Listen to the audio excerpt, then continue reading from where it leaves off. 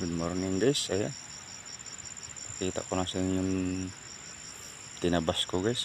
Nilinisan ko yan guys. Taniman ko sana ng kamuting bahaging uli yan sa mais. Problema, hindi ko man masindihan. Basa. Panay ulan kasi. Yan, tumubo na naman tuloy yung mga damo. Lilinisin ko na naman tuloy uli yan. Mahaba na naman uli ang damo. Tumubo na naman mga damo guys.